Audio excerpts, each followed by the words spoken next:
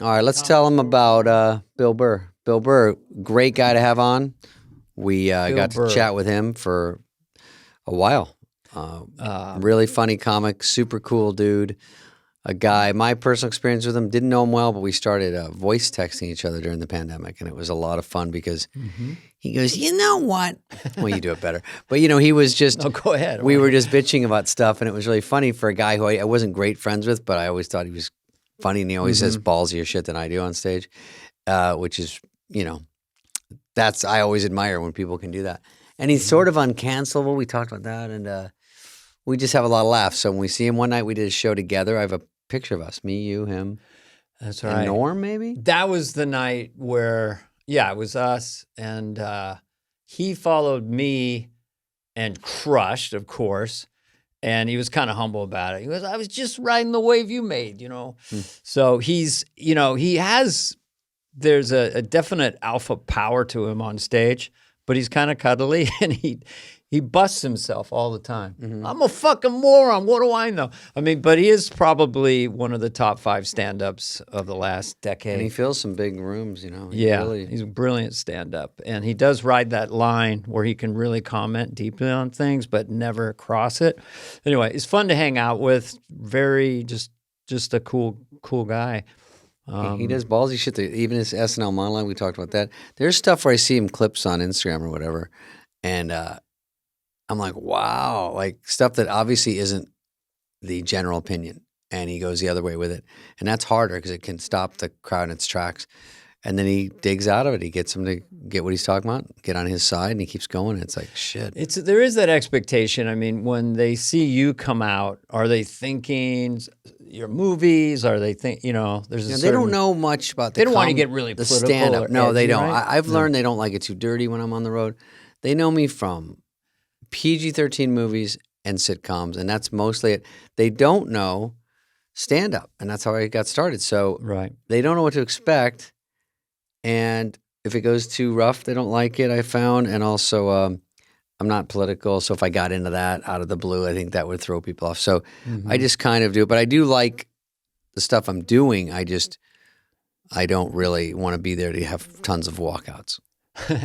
Yeah, I like all flavors. Would I love to say what I want, but it's also just fun to try to make them laugh really hard. But for me, it's the whole weight of SNL on it and a few specials. But I can feel the whole audience kind of go like that when I go into a voice, an impression or something. So I can't complain. What are you going to do? It's nice. What are you going to do? I wish I always, when I was a kid, which I think we tell Bill, that I always thought the East Coast could beat up the West Coast. Like if there was a fight, the East Coast and the West Coast are meeting in Minnesota to fight. But I always wanted to be one of these guys. Like if I could talk like this is normal, it already has an aggression alpha male to it. How you doing? Give me a fucking cup of water. I asked you 2 times. What are you going to do? I need a fucking cup of water. I'm not going to ask you again, Paulie. Wouldn't you want to be that guy? I like it, yeah, because that's always those pushy guys that when I moved to SNL, I didn't know women have accents too. Because I'm not like super smart, but it just never happened. It was always the guys like, it was right. like, you mean them doing accents. And so when I see girls talk, I go, how you doing? Pretty good, guy. I'm like, is this a what? Well, it sounds aggressive. It's not sexual when you're with a woman like that. Take down your fucking pants and see what you got. Where's the boner I heard about? Come on. Hey, Barbara, come on. I said drop them. Barbara. That's the best part. No, I was really taken aback. I'm like, oh, because I'm from AZ in California. No, everyone has just the most blando. I know. Hello. Yeah. How are you? I don't have a voice and I don't have a face. I've said it before. I'm not even a human being. Actually, turn off the camera. We look like shit. This is ridiculous. Go wider, Evan. How much wider or turn it off? Evan Futitz is on Futsit. Evan Futsit is on camera today. He's a world-renowned cinematographer, and he goes nice and wide on us. All right, let's get to Bill Burr. We're almost losing him. 80. Let's get to Bill Burr because here he is. Okay, Bill Burr.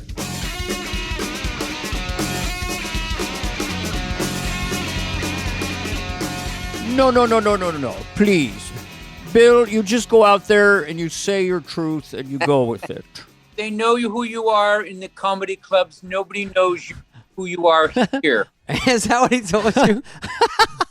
That sounds like him. Yeah, he was just no, but it was great advice. Say hello. Say you're happy to be here. Be nice. Right. Don't go right into the bits. Got it. You're a gruff, no-nonsense comedian. They have no idea who you are, so have a good show. That's sort of it, right? I'm selling out all over the world. No, I came on as a host, not a cast member. So I didn't. Yeah. Whatever happened to you guys didn't happen to me. He was great. No, you actually came on at the very end as the host, as the winner. So, Bill, Dana, what is it about you that makes you so great? Yeah, what's it about you that makes you great, Dana? Because I'm curious. That's a great question, Bill. I have no fucking clue. I'm just trying to survive on the planet. What's on your mind today? Because you're a man of a lot of thoughts. Yeah. That's kind of a myth. What is on my mind today? I would love a cappuccino Oh, yeah. and just sit there and watch everybody else driving around going nuts. You know, like yesterday, I actually had We can time. get you one. Where are you? I actually had time yesterday with a buddy of mine. We went to this cigar shop on Larchmont. Mm-hmm. And it was everything I loved about cigars. It was just a bunch of knucklehead old guys sitting out in front of this thing, breaking each other's balls, just laughing. And one point where I'm listening to all their stories and, you know, about their families and sports and shit. I'm just watching all these people driving by in traffic. And I don't know. That was just one of those moments like, yeah, this is actually living. Yeah. That's like real life, as opposed to I got to write a new joke. I got to go here. I got to call this guy. I got to do this. I got to go on two famous guys' podcasts so they can show off the background of their multi-layered mansions. Yep. I see what you guys are doing. You're building a brand. Picasso. Yeah. I'm at a Ramada Inn. I hope you could tell. Oh, is that what it is? That looks like a mansion to me. How you landed that stand-up on SNL, because I watched it again today because I like to do homework. I saw his monologue. Yep.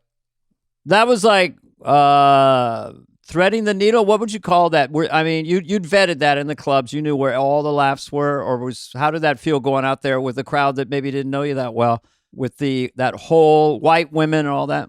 I just always look at it like I'm not trying to be. I'm not being malicious. So, and then it just because somebody heard it maliciously, that doesn't mean just because you hear it doesn't mean that's how I meant it. And if I tell you that's not how I meant it, like you don't get to overrule my own thoughts. Like it gets to the point of like, yeah, I know what I'm thinking. Yeah. And then also what is going on social media in cities like LA and New York is not even all of LA. It's not real. It's just sort of this small group of people running around like Chicken Little. Like somebody asked me recently, said, what's the biggest thing threatening comedy? I was like, there's nothing threatening comedy. Well, that's good. Like there's some asteroid coming here with some, comedy hairy-legged feminist on it. It's just like, I'm always astounded with how not funny the people that are telling people what's funny and isn't. Like, it goes back to like the when I watch sports, the amount of just out of shape fat fucks questioning that have opinions. Like, what was he doing on that play? He should have ran. It's like, when was the last time you ever ran other than to a fucking buffet? So, I mean, I think that's just part of anything that you do. I mean, presidents have to listen to comedians making fun of them, oversimplifying world events. I do that all the time. Like, hey, why did you just do this? You know, no education. You go to Saudi Arabia, you tell the guy you need oil, and you get the oil. And tell everybody to chill out.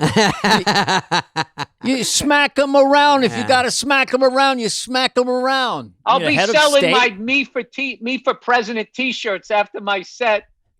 Yeah, every president goes in when they win the first day, and they get in a room, and someone goes, forget your whole campaign, forget everything. We're starting from scratch right now. This is how it really works. And he's like, oh, okay.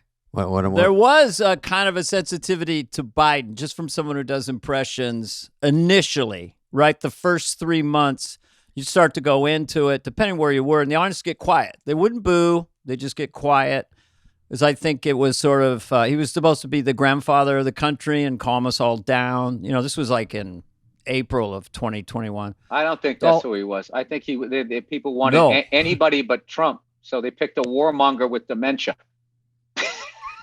Right. And if you ding the demented war guy, if you ding him, you're making the Orange Hitler happy. So you don't want to make the Orange Hitler happy, so you can't ding the demented guy. It's a vice. I think I think both sides can agree. Our latest 2 representations have been the worst representations. So. Can a brother get a JFK? Can we get a 45-year-old horny guy who can really speak, talk, Go back and to walk? the horny guys. Well, I mean, just somebody with some, something. But did David really just apply chapstick during this podcast? Did that just happen? No, Bill. It's called Viagra, and I put it on my lips, and it travels down to my rock hard boner. Sorry. Well, that's. Do you ever hang out with someone and they're telling a story and they compliment their dick? They go, "So I'm with this girl, right? And I've got this huge hard on." Says who? That's what I was trying to do. Too much information. I don't want to know. I will about say anyone. Though, I always thought a rager was funny. Raging boner. I got a raging hard. Just a rager, yeah. I got a rager. And you're just at a restaurant with a guy. I got a rager on. Yeah, it just comes. Rager's funny to me because no logical decision is going to make once it's a rager. Yeah, it's driving the ship. It's kind of angry. Yeah. Yeah, when I was a kid, I had a raging rod like 24/7, and I remember just staring at girls in class, just going, "I can't think of school. I can't think of anything. Like it's wrong. I shouldn't have this. It's unfair." Because the girls couldn't give a fat fuck about me, so they're just like studying and looking. I'm like, "How are you looking at literature?" That was one of my classes. And what was your nickname again, David? There's a couple. School? There was shrimp cocktail. Shrimp cocktail. There was Sprout, which was horrible because it was based on the Jolly Green Giant and his little green sprout. Remember that? And that was the name of him? Oh, okay. Remember that? That was brutal. Were you big in high school, Bill? I mean, were you a small guy or were you average? I was a face in the crowd. I wasn't cool. I wasn't a nerd. I was just there. A face in the crowd. Did you do any athletics at all? I got a D in math in 5th grade, and my dad pulled everybody out of sports because I think he just didn't want to go because he was antisocial. And then I remember after high school, he said to me, he goes, "How come you never played football?" I was like, "I thought you didn't want me to." He goes, "No," which is complete horse shit because I did play football. I did play football, and all he screamed and yelled about how I was knocking what little brains I had out of my head. He kind of saw CTE before anybody else, I guess. So there was that. But I played like baseball. I played like pond hockey and stuff. I played a lot of sports, but not organized. So like we used to have this great game every Friday just a tackle football game in the outfield of some little baseball field, minor league baseball field there for the kids. And we would just tell the stories and make everybody laugh on Monday, I remember. And then word kind of got out about the game. And then the more popular athletes started playing. And then like all of my regular friends just like tapped out and they stopped going because the competition got too high, I think. And it was only like me and like 2 other guys stuck around to get our asses kicked. But it was more like that. But I was definitely I wasn't a nerd, but I wasn't part of the cool kids. I was right in the middle. Nerd is at least some, moniker. Just being a face in the crowd is almost worse. Just you're part of nothing. Oh yeah, if I didn't do what I did for a living, everyone would have forgot about me. By now, they would have forgot long ago. Yeah. What was that? What was that orange kid's name? That's right. Patrick. Total ginger. I have a poster of me and I have this picture of me, Bill Burr, Dana, and Norm. Do you remember that night? Mm-hmm. I have that right on my wall. Oh, I sent that to you, right? I have one I sent too. both of you guys. Yeah, I've got it here somewhere. Yeah. And Dana's is in the garage, but mine's up. And that was a fun night. I think it was my night where I got to pick people to go on at the Comedy Store, just like a stupid night. Like, do you want to have your own night? You pay your friends nothing, and then you keep a little scratch from the door. I'm like, that sounds fun. So we went, and Norm, I can't even remember anything about that night with Norm. Do you remember anything? That was a fun show, though. I do. I remember that was like a make-a-wish for me because it was like 3 of my most favorite comedians and guys from SNL on that show. And I was just sitting there going, I can't believe these guys even know who I am or would want me to come down there. And I remember Norm was, as always, holding court. Yeah. Yes. In the most quiet, slowly, like it. Usually if somebody's holding court, they're loud and boisterous. And he just is sort of like really still. Us. And he would just get that look on his face. And you're like, oh, I hope this isn't coming. Hope this isn't aimed at me. No, he took up a lot of space. He was sneakily a pretty big guy, and he was laying back on the couch, like laying way back backstage. He was kind of big. The Comedy Store, and you're right. It's so laissez-faire, like, hey, there's this guy, shot his wife, right? And you just lean in because usually it's something's kind of brilliant or bizarre. I mean, he had an irresistible rhythm. Sweet Norm. We do Norm because we miss Norm. We don't feel No, everyone knows that. We think Norm's hysterical. Even if we say something he did that's crazy, it's still out of good thoughts. I like when you guys do with those other stories because it humanizes them. Because it's like, oh, he could be a dick. Everybody at some point is a dick to their friend. Sure. Well, I was mad at him during COVID because he kept saying, David, let's go to dinner. And then I go, all right, how about Friday? He goes, what?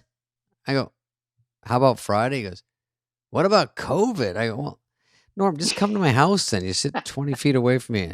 No, we can't. And then he doesn't drive. Everything about him was a total fucking Norm hassle. was a raconteur. He was he was a flim-flam man. He would but I would just start laughing every time he would say something that was a couch message toward me. Like he would point out the worst part of my act, the most climbed, helpless, kind of begging for a laugh, stupid impression. And you go, yeah, you should do more of that guy. That's really funny. And I knew he was fucking with me. But it just, he was a charming, there's a lot of gold in there. Yeah, it's really good when you do Richard Nixon, right? 'Cause a lot of people remember him, right? Yeah, more of Richard Nixon. That'll make your act. I did Dennis Miller's show in the old days, Bill. You were just a little toddler. Dennis is another brilliant guy. Yeah. And Dennis Miller had a few iterations of his show, and it was like a talk show. So I don't even remember. Me and Norm were on there, and I see this clip a lot. So Norm's on. I'm the second guest, so I guess I was already on, or we were on together. And he's telling Dennis this long story about I guess I thought it was boner pills or something that can't get boners, and he goes. And then they always have these commercials like, hey, do you need a rod? Do you have to get your dick hard?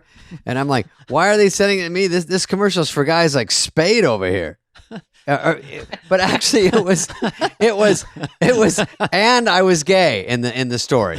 So at the end he says that, and Dennis goes, we're both like, you went all that way just to end with fucking ripping me, and then it got a huge laugh when he ripped me, and then they went to a commercial. I go, God damn, Norm. Yeah, but it's kind of fun to be a part of that. That was just Norm. Yeah. Yeah, I saw that clip.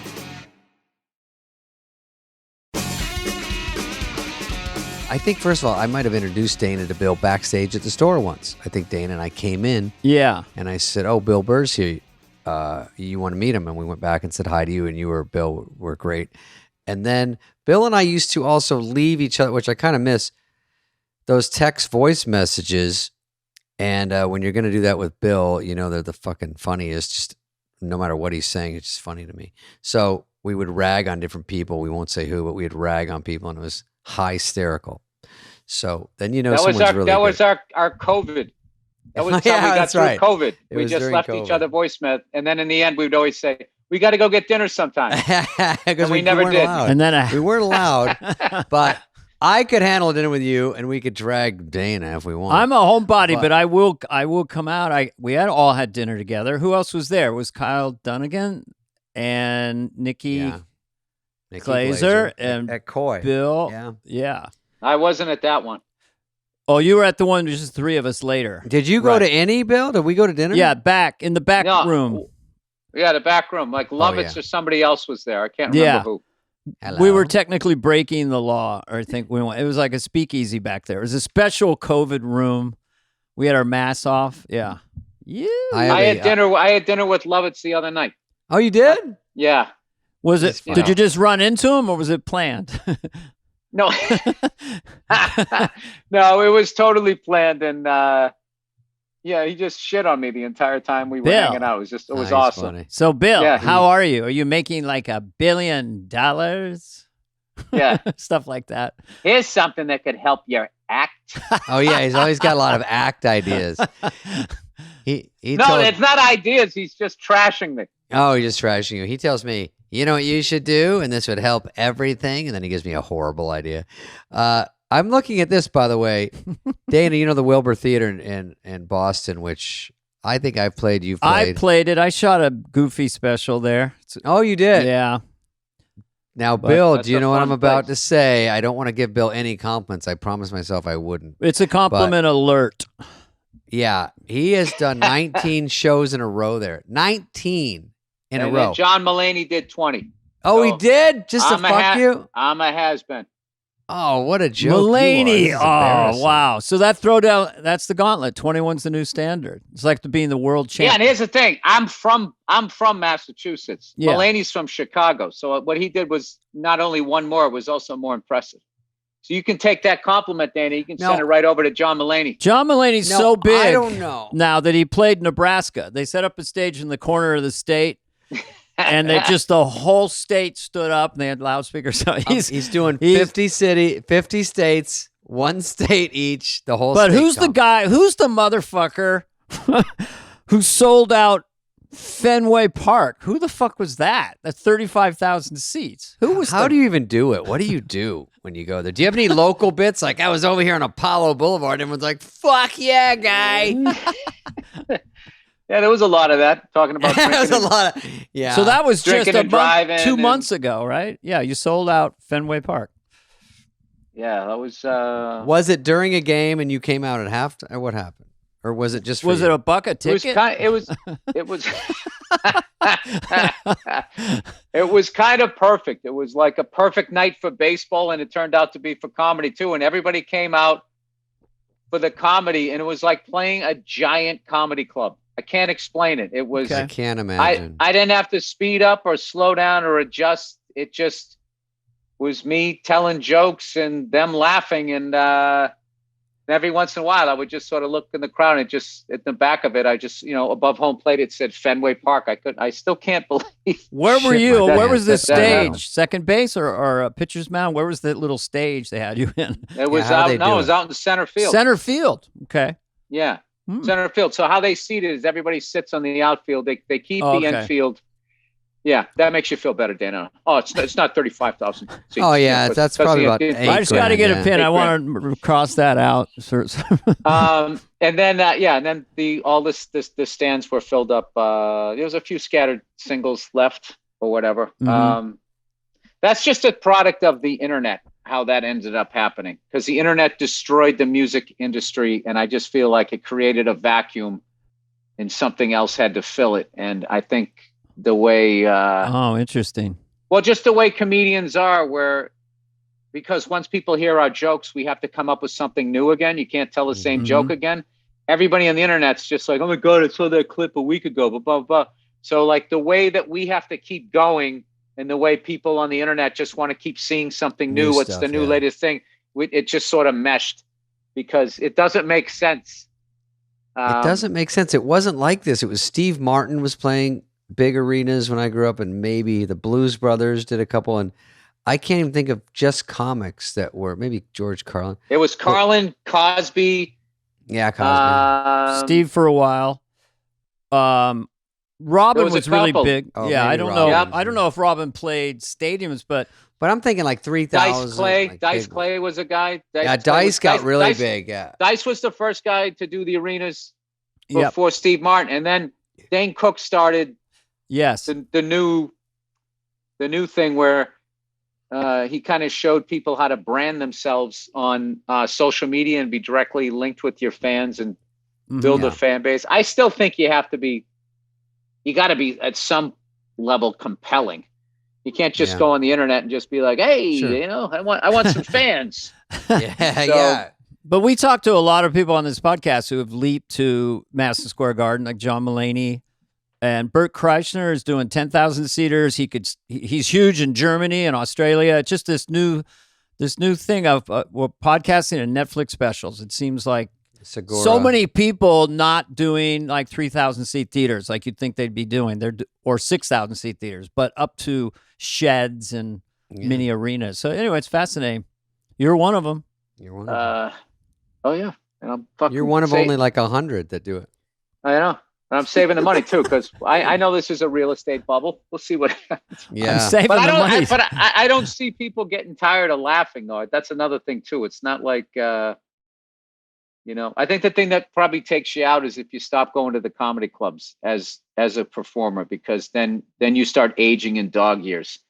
And there's something about going down there, not like you have to pretend like you're young. You still act your age, but just being around young, you just sort of absorb how to still be a 54-year-old guy like me, but be relevant. Where I remember, when I was coming up, with the Holy Grail was not anybody going to Madison Square Garden. It was getting a sitcom that made it to syndication. Yeah. And I remember 100%. I saw a good 3 or 4 of those guys come out of those 8-year, 9-year, 7-year runs on a show and go back to a comedy club with their act from 7 years ago and just, I feel attacked. Eat a dick. That was me. One of them was definitely David Spade. Like, Dana, did I ever tell you how disappointed I was the first time I ever saw David Spade? No, let's hear that story. Oh, it was just all attitude. There was no punchlines. He was just jokes. like, yeah, I'm on TV. He had a seashell necklace. Mhm. I just, it was just terrible. It No, I'm is kidding. terrible, but- Actually, the first time I saw Dana, Oh. he was on a payphone outside of this. How long ago? Payphone outside the Improv on Melrose, and he had a hat on, because he was on SNL at the time. Or maybe he was. I think he was doing the Maybe movies. just at that shoot point. me or something. Yeah. Yeah, and I just remember thinking like, "Holy shit, that's fucking David Spade." Yeah. It's a big moment. Then I got to know him. I was like, "Oh, This fucking idiot. He has been David part of the Spade. comedy landscape, David has, for 40 years. It's unbelievable. Let's not round it up, you fuck. For Jesus. 62 34, years. like late '80s was that Young Comedians special with Dennis Yeah. Miller. Did you see that? I loved it. Oh, you, that's great. Schneider, Mhm. Jan Karam, Mm-hmm. Drake Sather, Drake was Mhm. great. Yeah. Fred Oh, yeah. Stoller. Fred Stoller. Oh, you Uh, bastards! Warren, I'll take you all down Warren with me. Thomas. yeah. Freddie Was it Stoller. had Warren some great- Hutchinson? Yeah. Yeah. Wow. Passed away soon after. I will tell you that special. What I remember is I wasn't supposed to be on it. No I- war. No more. Oh yeah, What? that's What? you too, bit. Oh yeah, Yeah? no. I remember all that shit. I don't know what you're saying, dude. I don't even know which one you guys are singing. I'm supposed to read your lips. Yeah. Those were I stumbled into some good jokes starting out because I didn't have a lot to compare it to when I was in Arizona, and so I couldn't really copy everyone because I didn't even know what was going on. When I first went on, this sounds crazy, but it was just a comedy club, and I decided to be fun to go do comedy. And I was telling the guy before me some stuff from a Billy Crystal album I was going to do, and he goes, "Yeah, I wouldn't do that." And I go, "Why?" And they want you to just make up your own stuff. I go, "Oh, well, that's fucking. Who does that? Like, that's way harder." I just thought I was such a performer. I go, I could do this because I memorized it. It was so dumb, but I didn't know anything. I was 19, and then so I did Billy Crystal's act for the first 4 years.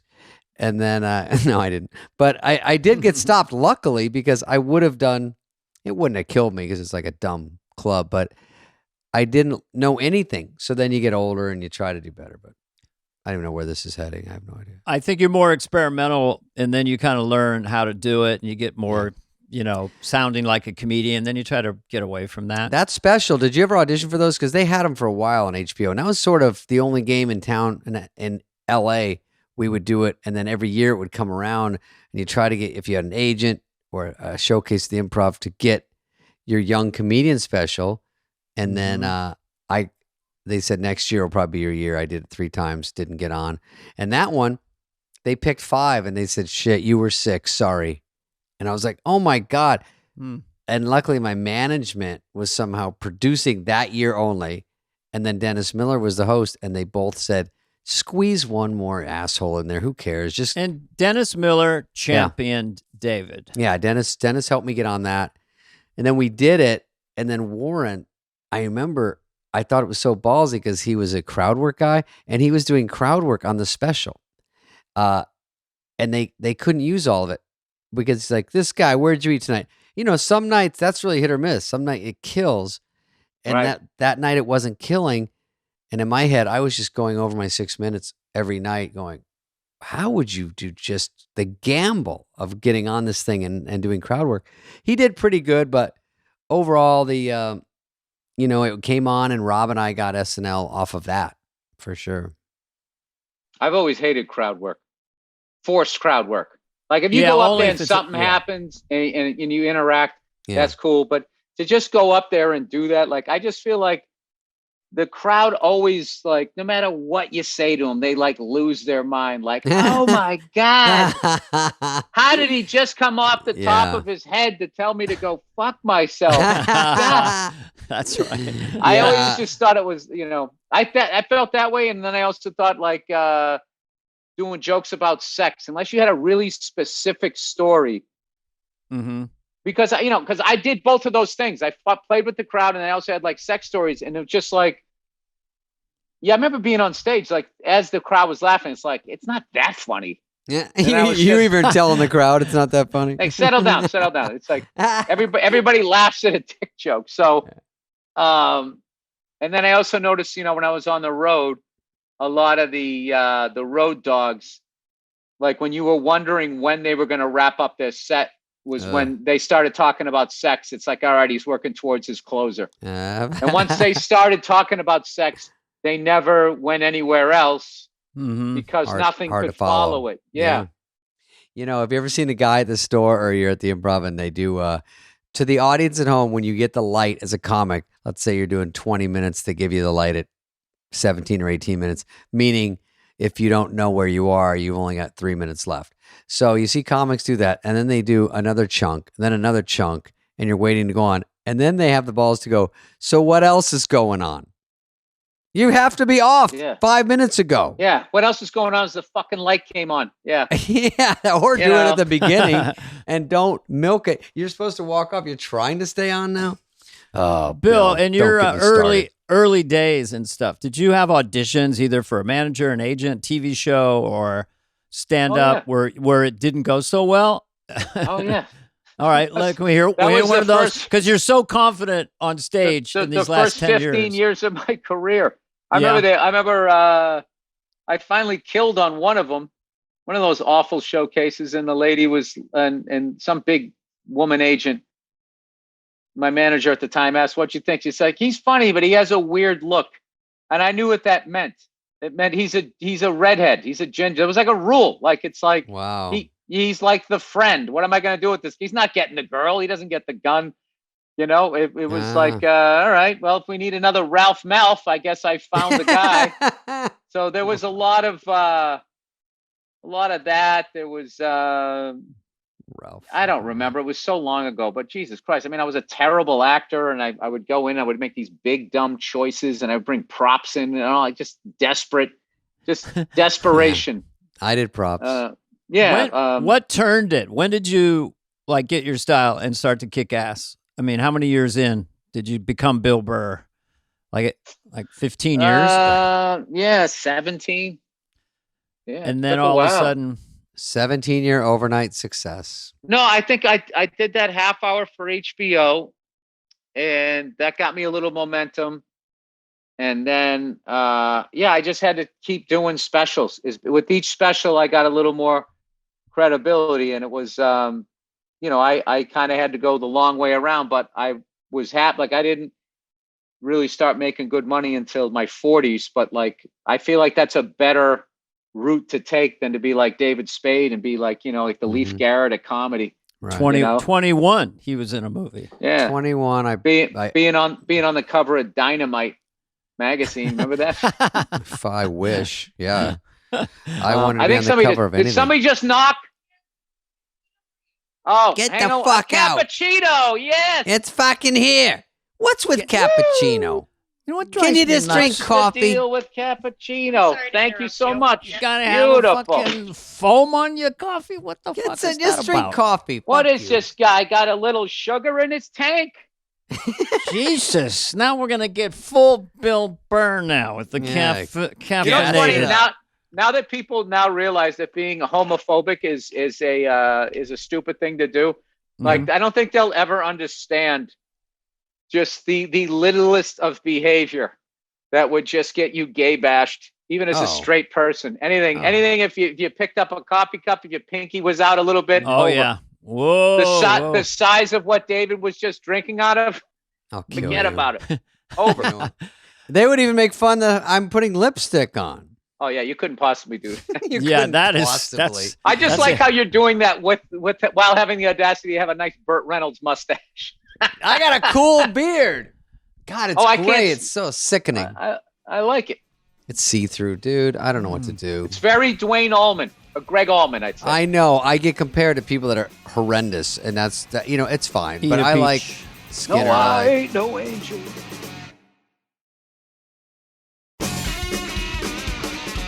Listen, I'm going to give Bill not a compliment. I'm going to ask him a question. Okay. When you were on sick of complimenting we can give him a compliment. No, he's done. Yeah, but maybe not yet. It's gone too far. Yeah. When you go to SNL, because again, you skipped our brutal crybaby shit about how we were there and we were ignored by Lauren, but you just went as a host, so you're the jolly good fellow. Do you, because you're a great writer, do you write sketches or do you just say, do you start the week and go, I'll do my own monologue, I'll worry about that, but you guys write me sketches, or do you say, I want to help write a sketch or anything like that? Well, I've only done the show once, so I came in there and whatever they wanted to do, I was cool with. And fortunately, they had really funny ideas, and I loved the ones that they picked. And it was just like, writing stand-up comedy and then writing sketch is two completely different things. I learned that the hard way. I found that out too. Yeah. Yeah, it's two completely different things. So I just was, I got some good advice from people. Like they would come in, all you got to do, you know what? Oh, Chris Rock hosted the week before, and I was in town early enough that I got to watch him do his show. And he told me afterwards, he goes, it's just go out and kill the monologue. That's what you have to do. Kill the monologue. And then you're going to be working with these sketch actors, and they're going to, as long as you're Pete Davidson helped me out too. As long as you're cool, as long as you're a cool guy, everyone's going to help you out. If you're being a dick, then that's the treatment you're going to get. So I pretended I was nice, David. Yeah. That's what I did. That's tough for 6 days or however long it was. You had to bluff them.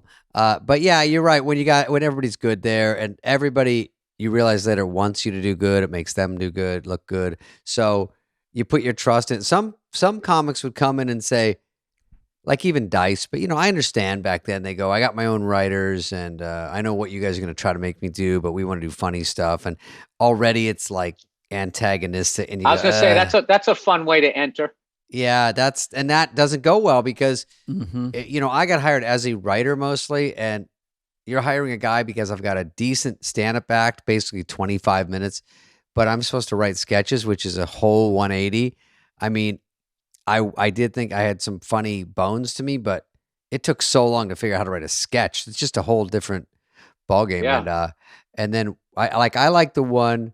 I was just thinking, I saw one where you were a sports guy and the Bears beat to explain it at home.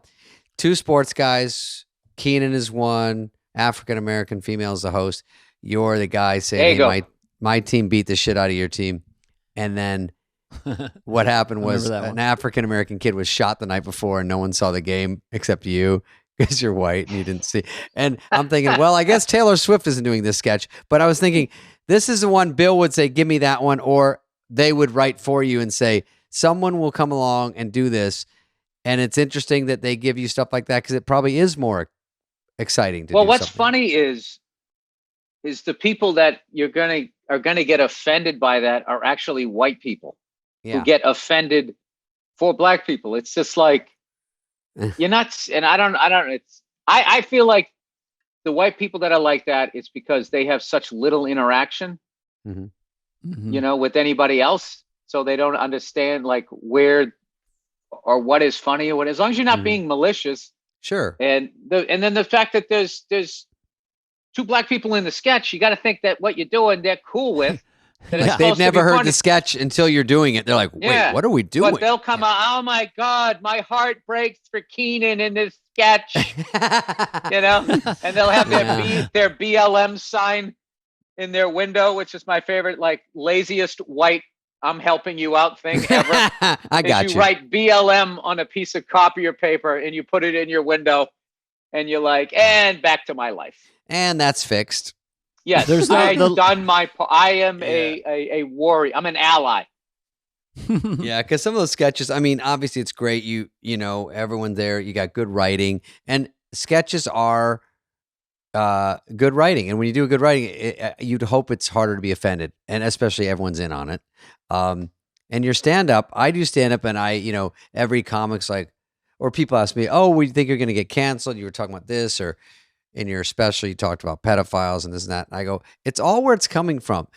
If you are angry at another race and yelling and screaming, that is racism. If you're doing jokes or about this or that, everything's coming from a funny place, or I think this is funny. There's no hate here. Whatever I'm doing about any subject, I'm coming to make you laugh.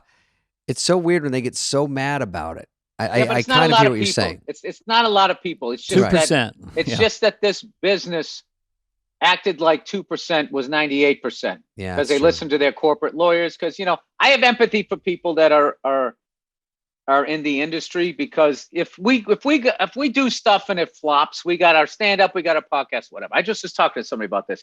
If they do something and it flops, then they lose their job and they're like, I don't have health insurance. I got this nut I got to pay, and my kid's in school and shit. So they have to be way more conservative. And I think it's a lot easier for us to be like, hey man, why don't you fucking let me create here, but let me put your career in the balance. And the trajectory was someone's offensive or starts to get canceled. For me, I just wait and I go, okay, what are the corporations going to do? You have the mob on Twitter, but okay, that's the corporate dropping. Then it's the agency drops them. Yeah. And that's how it goes. And then you are sort of on the outs for a while. But it's really up to the agency manager and the corporations. And they don't need the headache at a certain point. They don't want to be, Well, you don't get canceled as much. Like, it's like you can't go book a gig. You get sort of sent back in time in your career. Yeah. You have to go back in line and have a time before you can get back. Yeah. Yeah. So, but I've just sort of acted like none of that was happening. Has been my formula on how to get through this perceived difficult time. It's just, there was a lot of bad shit happening that needed to be addressed. And like most of the time, when the cork flies off the bottle, there's an overcorrection or whatever. And I think it's starting to go back a little bit. And we'll see. I don't buy into like certain people like that, that they should never work again. It's like, all right, if you do some Weinstein shit, I understand that. But other stuff, it's just like there's people get paroled out of jail every day and are allowed to put their fucking lives back together. So, especially when there's no court case, there's no due process, there's no hearing, that you can't cancel someone. You're part of the problem, Dana. Yeah, I know. I judge everyone that I see, and they should be canceled. I mean, I don't even think that it doesn't. I think they've ran out of people. I think when you're one person on Twitter in the middle of the country, and it's sort of a power move. You go, I could say this, and let's see if I can get some shit started about somebody, because I personally didn't like this, and I'm going to make it a point. I'm going to write every company, and I'm going to write in, because that stuff does get noticed. 99% of the time, every day, it's not happening. I think it in the beginning, it happened a lot, and then they kind of, got rid of the people that had like the button under their desk that locked the door. All of those fucking lunatics. I mean, you get rid of all of those. Get the big fish out, and then now it's sort of like, okay, you have to sort of really screw up. I used to do a bit about where did all the canceled people go? Are they on an island? And I called it Predator Island. And Arnold was the host. Welcome to Predator Island, where we hunt there's Harvey Weinstein over there, and we go to Racist Lagoon. There's Roseanne Barr and Woody Allen. What are you doing here? Run for the brambles or lay down ground fire. So it was a long thing, but I started to run out of people. You're right. What they also should do is they should do it almost like Survivor. and you can win a challenge to get back into mainstream Hollywood. Oh, that's a good idea. It's Charlie Rose and Tom Brokaw have formed a team. This is an alliance. Anything with Arnold's accent is allowed. Dog the Bounty Hunter. Here comes Dog. He's in Racist Lagoon. Racist Lagoon. And Jesse Smollett on there, too. I mean, you just put everyone in there. But you know what I love about that joke is the word lagoon, because I know you picked that word because it's just funny to hear Arnold say it. Lagoon. Racist Lagoon. Racist Lagoon. That's right. Yes. I like that. And Hulk's Mountain. Jesse Smollett. On Hulk's Mountain. So it was just, it's like Disneyland, except Escape from Hulk's Mountain. Yes. Dude, that case was so bizarre that was one of the ones I never did a joke about it, because I felt like to be already on TV, already making that money, already getting that level of attention, and then you had like this victim fantasy that you paid people, acted up like Unreal. There was like. It's like, this guy's like mentally ill, like that you're going to be like, he's a TV star. He thinks he's going to do that. I mean, that's like when you watch those first 48s and somebody's never committed a crime in their life, and then they try to get away with murder, and they go like to the local pub and they're like, why? Hey, who wants to kill my wife? Yeah. Like, within 2 seconds they're talking to an undercover cop. Yeah, they're always in a fucking caught. Chevy Cavalier, and they're just arrested, and their whole life is over. You know what I'm learning, Bill? I'm learning that on Craigslist there's no real hitmen anymore. It's all undercover cops. Every time I look for a real hitman, it's just an undercover guy. And I'm like, is there any real ones left?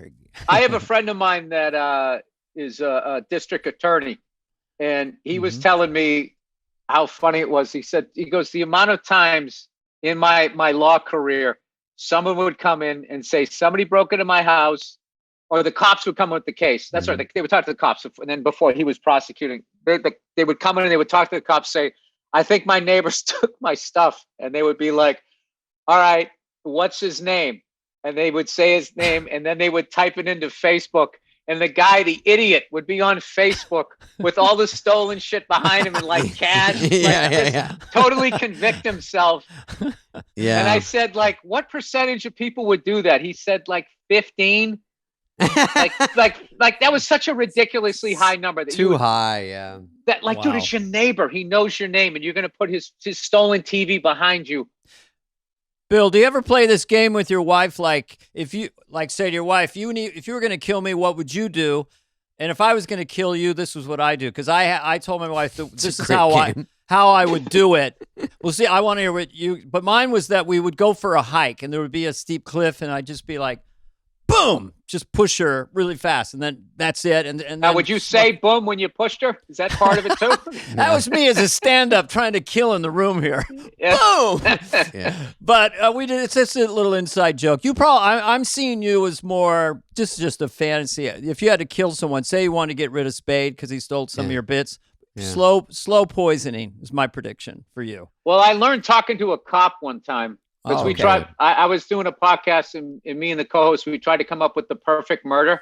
Mm-hmm. And we had an ex-cop on there, and he goes, okay, let's hear yours. I go, all right. I love it. He's going to troubleshoot it. So nice. I go, all right. I go, okay, so me and a buddy of mine get in the car, and he goes, that's it. He goes, you're caught. And I go, what? He goes, you can't involve somebody else. The second you involve somebody else, somebody's going to get nervous. Somebody's going to go to the cops. Somebody's going to talk to try to plea that thing down. Mm-hmm. I didn't even get out of the gate. So, I don't know. I don't think, you know what it is? I will tell you this. This is something I don't think I've ever talked about, is like, I think vengeance is one of the darkest emotions that human beings have. Oh yeah. And I just, it scares me. I think about it sometimes, like, somebody ripped me off this fucking year, and I thought about doing shit, and it's just like, it's just at the end of the day, it's just bad. I don't know. So if I was going to kill David Spade, there's something so puppyish about David Spade that, like, I think I would put him in like a bag, like kittens, and then hit me with a rock. With rocks in it. Oh. and I would just throw him over and listen to meow, meow as he went over the bridge. I didn't mean this literally, but the perfect murder is a good subject. Did the cop ever really say what he? Give me a good one. He told me how to get away. A gun made of ice cubes, or what? What did he say? A gun made of ice cubes. I think you should have told the cop that would melt. The weapon would melt. It's kind of irresponsible. You guys want it because I can tell you he told us how to do it. It's irresponsible because people will hear it and act on it? No one hears this. I don't know. Well, he said basically if you have no priors, all right, if you have no prior convictions and you kill somebody, just that you're completely, are you writing this down? Do you say you're insane? If you kill somebody you have no connection to whatsoever and nobody sees you do it. Hard to get caught. What is there? There's nothing. Yeah. There's nothing. But it's the forensic stuff, though, right? The evidence, the hairs and the blood and the thing. It's so many times you're filmed, Bill. Like, I see these shows sometimes, and everyone's filmed everywhere. They're walking out, and they're doing true. This. There was a guy in the fucking valley. There's a that music venue, the Baked Potato. Yeah. Famous place where all these like arena level like crazy jazz and studio musicians jam at, and right next to it, a few blocks up, is a recording studio for music. And this guy thought that they ripped him off. So he went down there on a Sunday and he lit the place on fire, not knowing there was people in there, and people died from the smoke because they were in the soundproof room. They had the whole crime on film. He pulled up to the mobile station, took out the gas can, filled it up. Wow. Yeah. Everything. Then they had the city cameras of him walking across the street with the gas can. And then every business up the block had him going by. Yep. And it was that's just like Keystone Cops. That's the problem. It's so much harder. The fact that he killed people, like that's the thing. Like that's that thing once you become like a parent. Like it stops just being like a cartoon. It's like that was somebody's brother, that was somebody's sister or parent. Or it was just tragic. Some dumb shit and they didn't even do it. But like that fucking idiot. And it was just like the level with which that they didn't think that out. They just were like, it's closed on Sundays. I'm just going to do to not even think. There's some. I'm going to go on record and say I'm anti-murder. No, we're against. But I am fascinated by the subject of crime and also all the cameras. Bill, wait. Let me ask Bill. Why are so many? I don't want to say women, but there's a lot of people that watch just these crime shows and they're so into it, and it's the biggest podcast genre. Podcast by it's far. Like. The Decapitation Diaries is beating you this week. I'm like, what? That's a whole podcast? My wife says that she watches them because she tries to think like what she would do in that situation, which I kind of go with, but like, I just can't like, I don't know. I don't like going to bed watching shit like that. But like, I remember I used to do this bit when that Michael Jackson documentary came out and this guy was going, "Do you see that Michael Jackson documentary?" And I was like, "No." And he's like, he's like, "You got to see it." And it's just like, I really don't want to have my entertainment for the evening to be alleged pedophilia testimony. Like I'm sitting here eating popcorn. Testimony. And then did he touch your little ding-a-ling? And I'm sitting there with like, eating a Hot Pocket. And like you getting molested as a child is my entertainment. Like what can I watch tonight? I could watch Yellowstone, Breaking Bad, or you talking about getting molested as a child. Describe I would rather Mr. Jackson's penis. Which, by the way, I got to get into Yellowstone because everybody is telling me it's fucking amazing, and I love Kevin Costner, so I got to get into that. Costner's great. It's Costner. Pretty simple, but it's kind of what I call brain candy. You're out. The scenery's amazing. It's cowboys fighting each other. It's just like so easy to watch. I mean, I do sports a lot, especially now NBA is on every night. What's your brain candy? It'd be sports, right? To just what you're going to watch to calm yourself down from your daily noise in your brain? I like watching sports, and I like music. And I have my garage, I soundproofed it, and I bought this beautiful set of Gretsch Broadcaster drums. And I just go down there and... Oh, you play? I just fucking wail on them.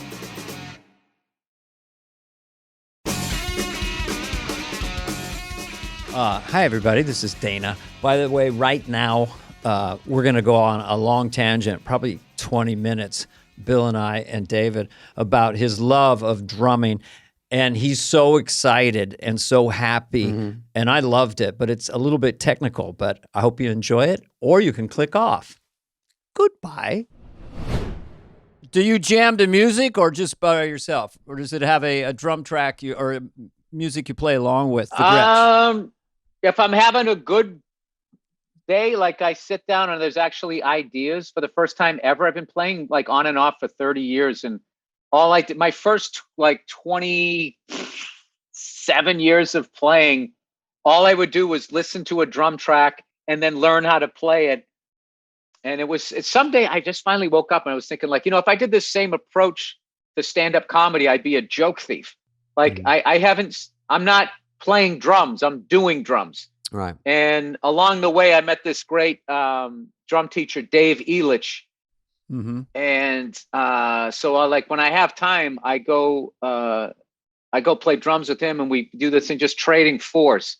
And it's really embarrassing at first, and really exposes you when you actually have to come up with like your own ideas and you feel stupid. It was like a lot of like, almost took me back to the beginning to learning comedy. And one of my favorite memories ever of playing drums was in the Netflix comedy festival. I was fortunate enough, I got to do a show at the Forum. And before the Forum, I did a drum lesson with my teacher in the empty Forum, in the round.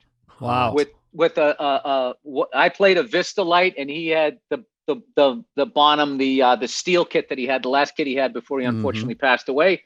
And we just jammed in the middle, trading fours. And what I loved about it was Dave has gone on tour with all these big people. So he's played drums at like, the Cowboy Stadium and everything. But just to do that and just have fun, dude, he had the biggest grin on his face. Like both of us were just sitting there cheesing in the middle of it. And in a lot of ways, it was more fun than the show. Because the show, it's like I'm at work, I'm doing a job, and there's this pressure of like, people have spent money, they got a sitter, I have to deliver. Where that was like total freedom of like, make an ass of yourself, fall on your face, and all of that stuff. So, is that like a heavy metal set you've got? I mean, a lot of cymbals, a lot of toms. No. I've always been into like Steve Jordan. I always just loved all the music that he could get out of like a little like 4-piece kit, 5-piece kit. And when I, at first when I would listen to all the metal and all of that shit, I was into, wanting a double bass kit and having all these drums Bonham. And all of these. Bonham played a small kit. Like I just wanted to play like one of those big, giant massive. Kits. Yeah. So Spinal Tap kit. Right. And then Guns N' Roses came out, and Steven Adler came up and had a 4-piece kit. And if you really go back and listen to Appetite for Destruction, and just the amount of music, and like, it's very rare that there's a drummer that if you took out all the other instruments and you just played the drum track, that a non-musician would know what song it was. Yeah. Because it's a weird thing where like a guitarist has to play a different riff every time. But you can be a drummer and kind of play the same beat as long as you keep in time. But the creativity that he had with that little kit, he actually influenced everybody. If you watch, once he came out and Guns N' Roses hit, all of those guys stripped down their kits. Even the guys with the double bass, double basses, they went to like the double pedal, except for the thrash guys. Right. Now the thrash guys, like that's like, they're like, I always looked at them like you're talking about like Pantera and Slayer, that kind of shit. Yeah, they're like the outlaw bikers, where it's like you got to ride a fucking Road King. So they got the big ass, the 24-inch kits, 3 up, 2 down, or 4 up or whatever. But you have the big 4 of them, and then like Vinnie Paul, rest his soul, man. Like that guy, like just the groove that he played, because I felt like, I think once you got like double bass and all that stuff, like it's really hard not to overplay. Yeah. I felt like a lot of guys, and it's like you're supposed to be saying something. You're not supposed to be talking to me like an auctioneer, going like a zillion miles an hour. Less choices. Let me ask you a question about,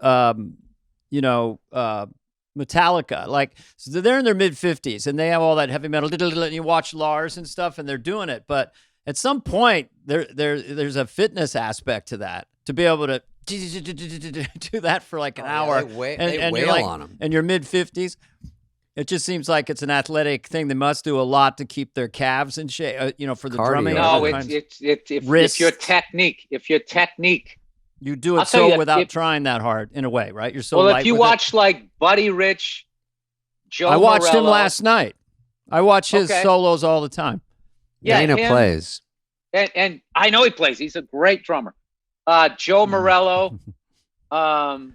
These guys, the way they play, Dave Brubeck. Because I'm going back to the classic guys. It's so light. But their technique was flawless. So the sticks are going 1,000,000 miles an hour, but their forearms, nothing's tight. Everything's loose. Steven Adler plays loose. Like if you play like loose and you understand breathing and all of that, Dave Elich has this, should be his agent, man. He's got this whole great thing on about, like, when I started playing drums with him, it was nothing about drumming. It was all about how I was sitting, the way I was breathing, if I was holding tension in my jaw or anything. Like, he's like, all of that affects what you're playing. So like those guys that play super, super fast, those, like some of those guys, like the guy, Tomas Haki, I think is how you say his name. The guy from Meshuggah. They got a song called Bleed that's sort of like, I think for this century is sort of like the sort of, like, I would think like back in the day, remember there was always a guy like who played guitar, was like, dude, there's a guy 2 towns over that can play Eruption. You know what I mean? This is like two towns over. There's always this guy that nobody could produce. Dude, he sounds just like him. He has a thing. This song called Bleed, and it's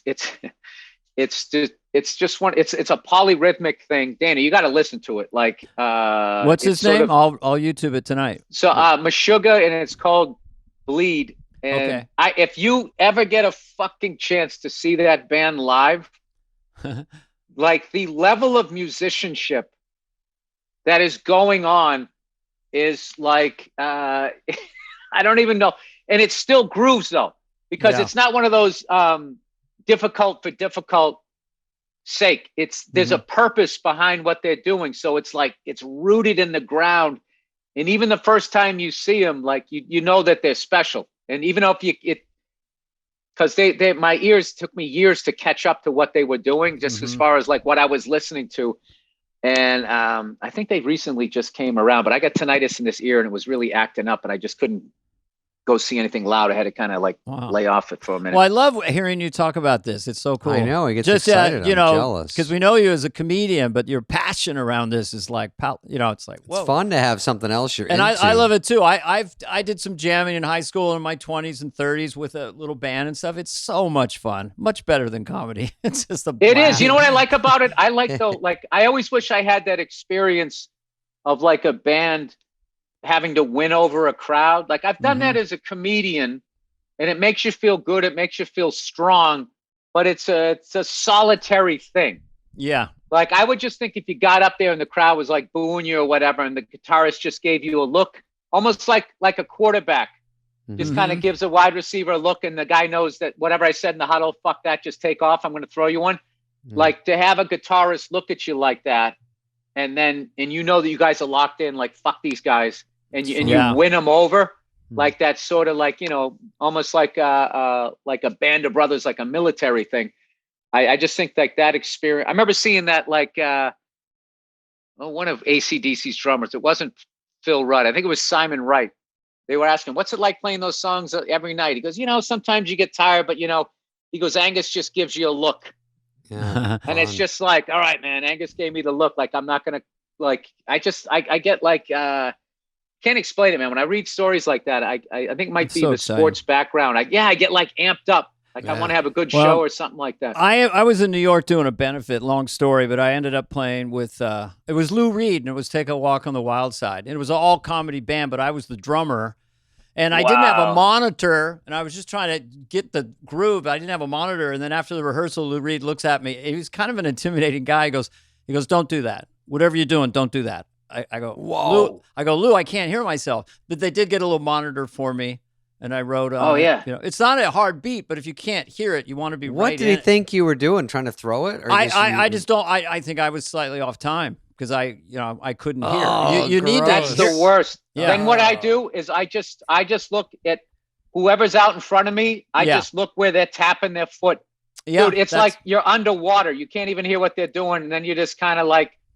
Once I lock into I'm just usually the bass player is who I'll end up looking at, and hopefully they're out front enough where I can see their leg, and hopefully somebody turns around. You're like, dude, I can't hear you guys. Wow, you can't hear from behind it. Ringo said he would just watch Paul McCartney's ass because Paul would kind of wiggle it. He said, and that was his way of keeping time. Yeah, or his head. He couldn't hear anything. They had no monitors, and anyway, wow. Shit.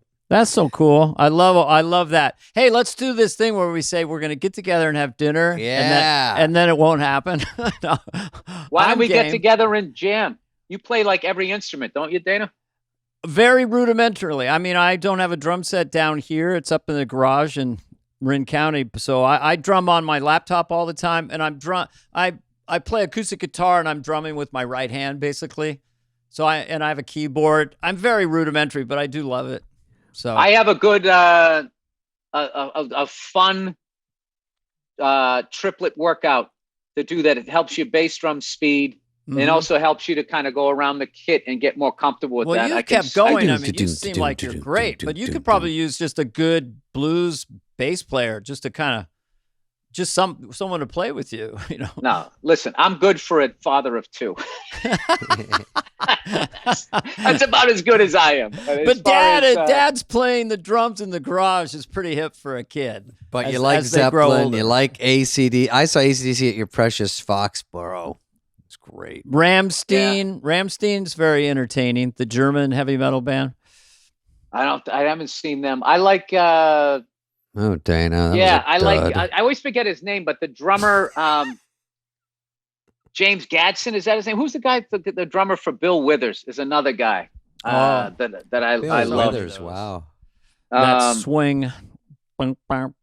Yeah, I feel like I have it goes like, and then I've been going to the gym, and if this one guy is at the front desk, because whoever's at the front desk controls the music. Mm-hmm. He's been playing a lot of like Cardi B and hip hop and stuff, and like the drum tracks are so much fun to like. I just listened to him like I wish I had that on a loop, and I could just play fills over it and just sort of do those on like a loop or something like that. I basically do comedy so I can afford to buy drums. Yeah, wow, that's fun. A huge statement. It's so fun to have something to like look forward to and think, and then you get money. And when you meet bands, you love maybe to talk to their drummer or maybe just talk to the band, and then you also they might know you now, which is it. Has a killer fucking drummer, and I'm gonna space on his name because I'm old. Is a band Russian Circles has an absolute beast of a drummer, and he somebody sent me a clip of him, and it was what I loved was his use of dynamics, which I feel like in all facets of life with how loud you have to be to get attention now. Yep. I just feel like dynamics is like a lost art, and it was another thing where he had this little kit, and the amount of music he was getting out of this thing was insane. John Theodore is another guy that I love all the way back with Mars Volta right through all the stuff that he's doing now. Well, at the end of the day, Queens. I tell people it's kind of the kick drum, the snare, and the hi-hat. I mean, there's a lot more to it. But if you can master that and all the machinations of that. Cozy Powell was a big one from the 70s, and he was Mr. Hi-hat, doing all this hi-hat work. I gotta give where the fuck is my phone? There's these kids that I listen to on the Instagram there. I don't have my damn phone. Where the hell is it? Oh, well. Oh, I'm on my phone. Idiot. Old dad right here. Yeah, too many inputs. Yeah, there's these guys that I listen to. So Ringo or Charlie Watts? That would be a question for me, and Bobby Slayton would hash that one out. Oh, for me, it's not a question. I go Ringo. Okay. Okay. Me too. Ringo or Bonham? Two different animals. Two different worlds, the best in one world and the best in the other world. Yeah, that's like zebra or mongoose. Mongoose. I mean, that's just... I think Ringo, because we had Paul on our podcast, and we talked about just car stereos and remastering some of the Beatles stuff. So you really heard the bass, and you heard Ringo's kick drum, and you heard how they syncopated together, and it's really fun. And that was not around in the '60s on a transistor radio, and the way they had to mix them in mono, they couldn't have that heavy bottom in there. So he became. I think Bonham is one of the more misunderstood drummers out there. How is he misunderstood? Because he's kind of number one with most people, Because when people are, because his sound was so big, your eyes lie to you when you watch him. When you watch him play, it's so big. Your brain tells you he's doing this, and he isn't. He's all like wrists and fingers. He just knew how to hit a drum and get out of the way, and then on top of that, had this gift for dynamics and sound and all of that stuff. But like, well, that was like Led Zeppelin. when I was growing up, like the all the drummers are saying like, yeah, dude, Bonham his stick was like tree trunks. They were like two bees, It's just like basically, like, I don't know, like those giant ones, right? They thought it was just strength. Yeah. Yeah. And then you watched it, and now I'm looking at it going, I think he plays with like a 5A, which is like a number 2 pencil. A light little stick.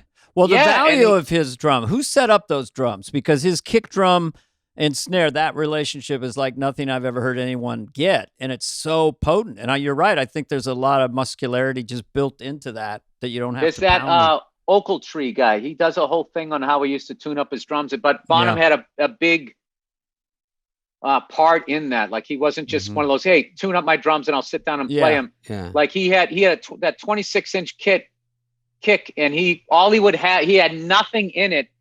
And there was just like a piece of felt either on the batter side or the resonant side. Yeah. And he just knew how to hit it and push all that air. But that was another thing too, was everybody thought you had to get all these big drums to sound big, but like they didn't know how to mic drums when he came up, and the amps just kept getting bigger and bigger. So the drums got bigger, so you could be heard. And then, by the end of it, you I kind of, what's funny is I actually bought the green sparkle John Bonham drum kit at one point. I actually owned one of those with the big 26-inch kit. And it was really difficult for me to play. Like going from the rack to the floor tom, it was like skipping a subway stop. Yeah. And then that finally dawned on me. I was just like, this kit worked for him. I'm not him. So I sold the whole thing. And that's when I got the Gretsch Broadcaster. I got a little 22-inch kit. And I like them low. I like low drums close to each other and tilted in a way that it's all right there, rather than reaching all the time. That's a whole other skill set when you're out there all the time. But Bill, when you see guys, like a lot of guys put their hair into it, so you don't know how hard they're hitting, like Grohl or Taylor Hawkins, it was like wham, and it looks so hard, but you don't know. Is it more head movement or is it more really wailing on Dave the drums? Grohl, I'll tell you, underrated. It is his work with Killing Joke, and there's a song called "The Death and Resurrection Show," where he plays, and he's playing 16ths on the hi-hat, which so really fast. It's two hands, but like I had a buddy of mine, better ears than mine. He goes, "No, dude, that's one hand." I'm like, "What the fuck?" And it is just the perfect, sickest beat, and I'm killing myself that I never. When he was playing with, he took a break from Foo Fighters and he went on tour with Queens of the Stone Age. There's a great, they just, of course, they're never on the fucking drummer when he's playing. Even when he's playing a goddamn solo, they're still fucking going out to the crowd. So they have a song called "The Song for the Deaf." And Grohl plays like this, just perfect solo in the beginning of it. And it's just, there's space, there's power. It's just like if you watch that solo and you don't want to learn how to play drums, you're not alive. Hey. So there's this great clip of him playing that, and I got to see him play when they were in. I saw him at the Wiltern when they were in Them Crooked Vultures, which was John Paul Jones from Led Zeppelin, Dave Grohl, and Josh Homme from Queens of the Stone Age, and then they had this hired gun to sort of do the Malcolm rhythm guitar when they went out on tour. And oh my God, that was one of the, I remember after their first song, my wife looked over at me and she was like, that guy's really good on drums. I'm like, yeah, that guy's, I think that guy might have a future. Yeah. He's just the stuff he did with Nirvana, just beginning there was so perfect, you know. He's musical. Yeah, and I also thought when I was a fan of his, but when I really became a fan was when they did Unplugged and he had to bring that all down, but still drive the song, and he did it so effortlessly. When I watched it, I was just like, oh, wow, this guy is... So I got to be honest with you, as much as I like the Foo Fighters, I actually don't like them because it took one of my favorite drummers. Yeah. I mean, I love the Foo Fighters and I have like, fucking 10 of their albums, but like, there's a part of me like going like, fuck, I wish this band was a little less successful so I could watch them play drums a little bit more. Well, nice. Bill, let's let Bill go. He's been a fucking stud. Thank you, buddy. So much fun. Really fascinating. All right, well, look at that. Who would have thought, huh? We went from comedy to like being old dads at Guitar Center. I'll talk about music anytime. We have a lot of, I love it. All right, anyway. Well, let's do the obligatory. We're all going to get dinner. Let's and then it'll be just me and Bill, but I will tell Dana after that we went. And let's do the awkward sign off where it's a little kind of, and we all lean in and look for how to... It says leave and you see the other person still on and it's all awkward. Or I hear you two guys start to talk and I'm like, did I just hang up on you? Yeah. Do that. Let's do that. Right. Well, I miss you, Bill, and I like you more than Dana does. Anyway, I got to go. Okay, I'll talk to you. All right, fellow drummer. I felt I connected more with Dana. I'm sorry, Dave. It's over between you and me. Bye. Hey, what's up, flies? What's up, fleas? What's up, people that listen? We want to hear from you and your dumb questions. Questions, ask us anything. Anything you want. You can email us at flyonthewall@cadence13.com. Okay, so we have a question from Tina Palmer. Thank you for the question, Tina. Let's read it. I absolutely love your podcast. It's the only one I listen to on a regular basis. Thank you. It's so fun and always makes me smile. I like when they put more compliments at the beginning. Well, it's a good way to get it picked, though. I have to say that we don't see these ahead of time. This is our producer, Greg Holtzman, who picks them, but it does seem a little self-congratulatory. Hey, David, I just found a letter from one of our fans asking a question. I absolutely love your podcast. I don't know why I like this one. I only listen to it it's the only one I listen to on a regular basis. It's so fun and always makes me smile. Okay. You know, we need a compliments hotline. Yeah, because I'm down a lot. Okay, go ahead. All right, so here's the question for you. SNL has had so many amazing commercial parodies over the years. Which ones were your favorites? My all-time favorite, Schmidt's Gay. Adam and Chris were hilarious. I remember that one. I remember that one. That was great. That's there. Couldn't do it today. First of all, a quick story. Schmidt's Gay, I think I was in for about a couple days, and then they switched. I was looking through some commercial parodies this morning. You were in a lot of them. Yeah. I did. I think Smigel wrote Schmidt's Gay, and I think he switched it from me and Farley to Adam and Farley. And I was like, oh, because I knew it was so funny, and they put that Van Halen music in. That was such a funny commercial. There's so many good ones. Colon Blow. Phil Hartman. I think Al Franken wrote that. Was just something that stood out really in people's minds. People talked about that for a while. The Bad Idea Jeans was one that I still hear about. I didn't write it. You were in that one, yeah, I was right? in that one. Yeah, that was funny. I saw Great. that. Mom Jeans. Mom Jeans are always funny. Mom Jeans, was it Tina Fey? It was Tina, Maya, Amy, Rachel. Just Mom Jeans, sort of high-waisted and puffy, kind of like giving off the vibe of business is closed here. Yeah, there's three-legged jeans, leg and a leg, three at last. By the way, the songs they come up with are so funny. Everything about those. What about the car that looked crappy, so you could a luxury car you could drive into a bad neighborhood? The outside looks shitty. It's all about the car you can fuck. Remember that one? And it's so beautiful. And God, I can't think of. There's so many. There's Lovitz did one with Phil and others where it was a trap door in Neyland. Just a business guy who had a malfunctioning trap door. So sometimes you'd go in it and you had to climb out or it would launch you, you know. Well, too, because I was, you know, early on you write a lot of commercial parodies because it's a good way to get on the show. It's sort of a backdoor. The two I wrote I liked were, there was Salon, the Vidal Sassoon shampoo.